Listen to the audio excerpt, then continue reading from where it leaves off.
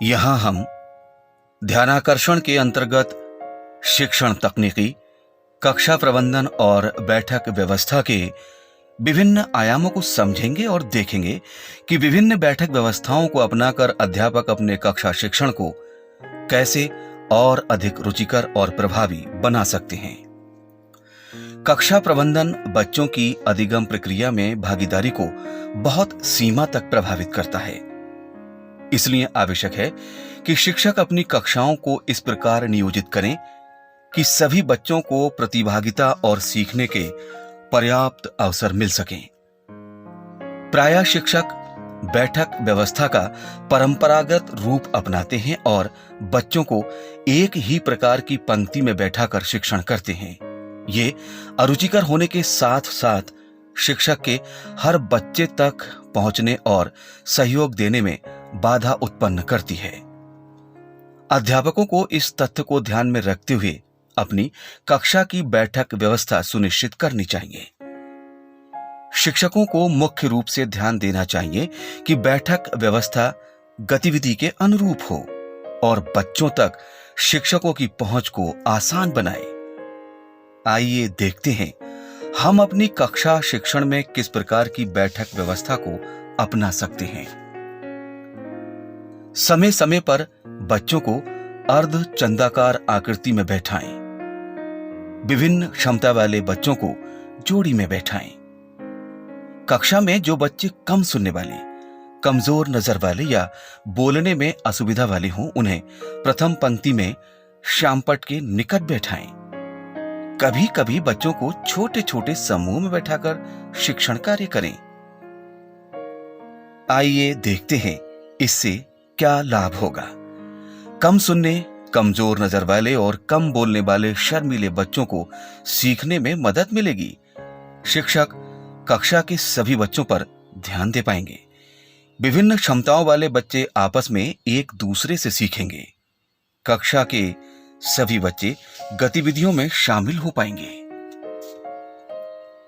आइए देखते हैं इस कक्षा में अध्यापक बच्चों को छोटे छोटे समूहों में बैठाकर उनसे कहानी निर्माण का कार्य करवा रहे हैं। ये ग्रुप नंबर 1 रहेगा, ठीक है। आइए ये ग्रुप नंबर 1 के लोग आइए यहाँ पे बैठिए। ये पेज है, अपनी कहानी इस पे लिखिए, ठीक है।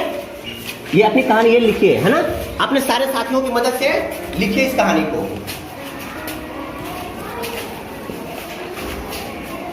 हाँ, अब यहाँ से ग्रुप नंबर 2 है। आइए आप लोग, आइए ये कहानी लीजिए। सारे लोग मिल करके सोचिए क्या कहानी हो सकती है, आपस में बातचीत करिए, ठीक है। ये स्केच लीजिए, है ना। आप इस पे लिखिएगा।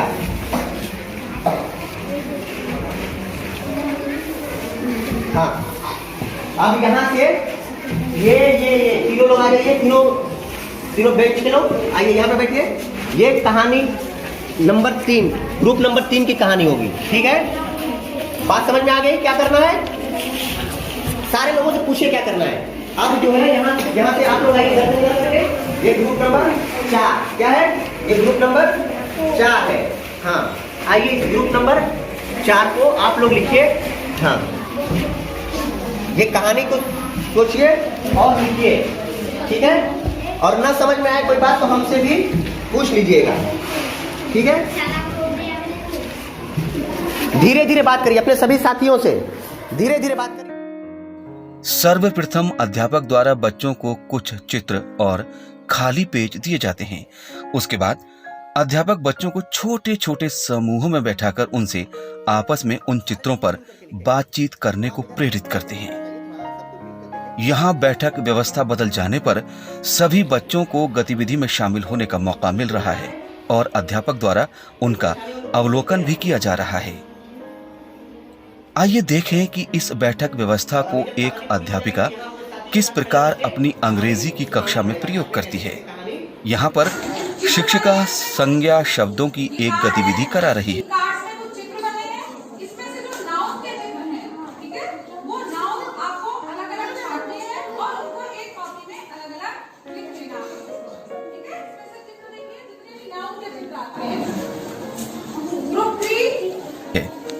वो इस बात पर विशेष ध्यान दे रही है कि बैठक व्यवस्था इस प्रकार की हो कि सभी बच्चों तक सामग्री आसानी से पहुंच सके।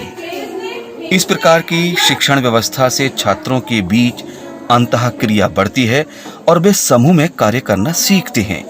किसी समूह में प्रोजेक्ट कार्य या समस्या का समाधान ढूंढने के लिए ये व्यवस्था अत्यंत प्रभावी है। यहाँ शिक्षक को विशेष ध्यान देना चाहिए कि वे बच्चों का मिश्रित समूह बनाएं। आदर्श बैठक व्यवस्था के क्रम में हम आगे देखते हैं कि किस प्रकार शिक्षिका द्वारा बच्चों को अर्धचंद्राकार रूप में बैठाकर अभ्यास पत्रक वितरित किए जा रहे हैं।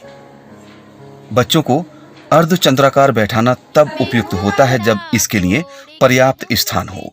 इस प्रकार की बैठक व्यवस्था तब ज्यादा कारगर होती है जब आप बच्चों से बात कर रहे हों या उन्हें सुन रहे हों। 18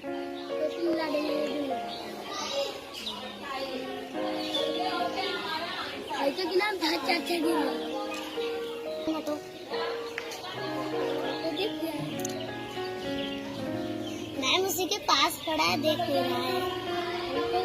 18 बोले हैं ना। मैं भी टाइम से ली नहीं, टाइम से तुम मत बोलो मैम, इसमें आवाज आ रहा है।